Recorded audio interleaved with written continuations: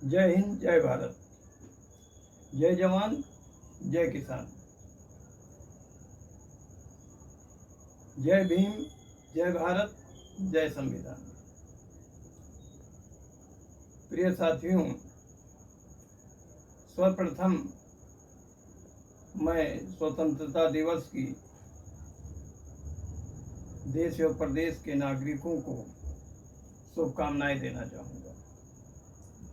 सर्वप्रथम मैं अपना परिचय दे दूं। मेरा नाम श्रीकांत सिंह सिद्धार्थ है। मैं लोक कृष्णाई देशम अन्नदाता का राष्ट्रीय अध्यक्ष हूँ और राष्ट्रीय बहुजन विचार मंच का संस्थापक और संचालन करता हूँ।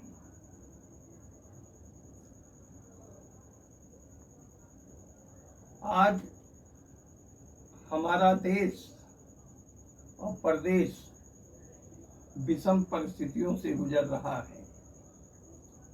सत्ताधारी दल,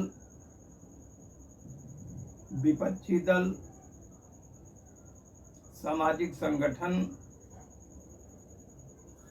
राष्ट्रीय एकता और अखंडता, जनमानस पर जन सवालों को उठाने के बजाय जाति, धर्म, वर्ग के आधार पर समाज को विखंडित करने का दुस्साहस कर रहे हैं और हमारे देश की और प्रदेश की जनता मौन है। उसका ये कारण नहीं है कि हम लोकतंत्र में भारतीय संविधान के दायरे में आवाज नहीं उठा सकते। हम आवाज उठा सकते हैं।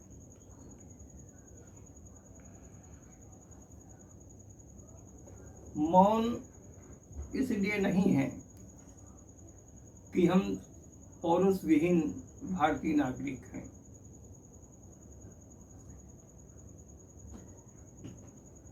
हम अहिंसा के पुजारी हैं,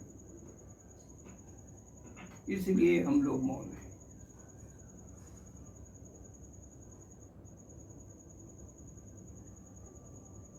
आज उत्तर प्रदेश में शिक्षा प्रसार की तो बात की जाती है, लेकिन शिक्षा प्रसार के स्थान पर प्रायः संज्ञान में आया है, किए गए सर्वेक्षण से तथ्य उजागर हुआ है कि शिक्षा मित्रों के बल पर विद्यालय का संचालन हो रहा है। और सबसे बड़ी विडंबना और दुखद इस बात का है कि उत्तर प्रदेश में 5000 बेसिक स्कूल बंद किए जा रहे हैं। इस सवाल पर आवाज तो उठाई जा रही है, किंतु आवाज को दबाया जा रहा है। आज हर चीज पे जीएसटी लगाई जा रही है, महंगाई चरम सीमा पे है और एक नया सवाल और खड़ा हो गया है कि लोकतंत्र की हत्या कर। लोकतंत्र की हत्या से तात्पर्य इस बात का है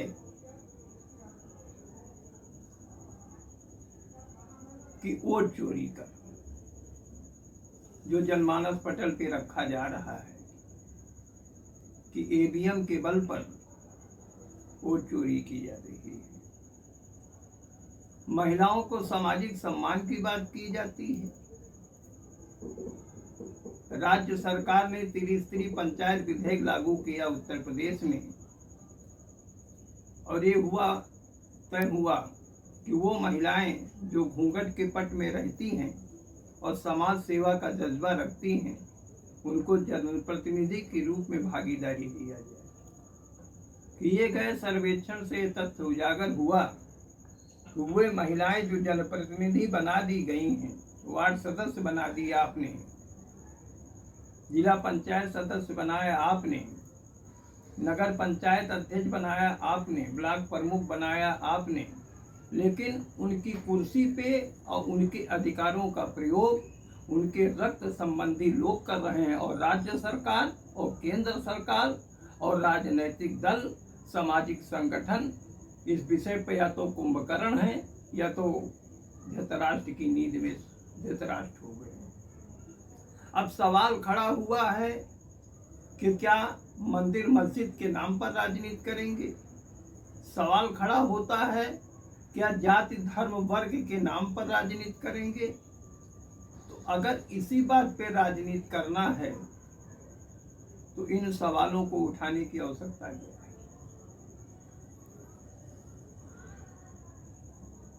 हम 24 अगस्त के बाद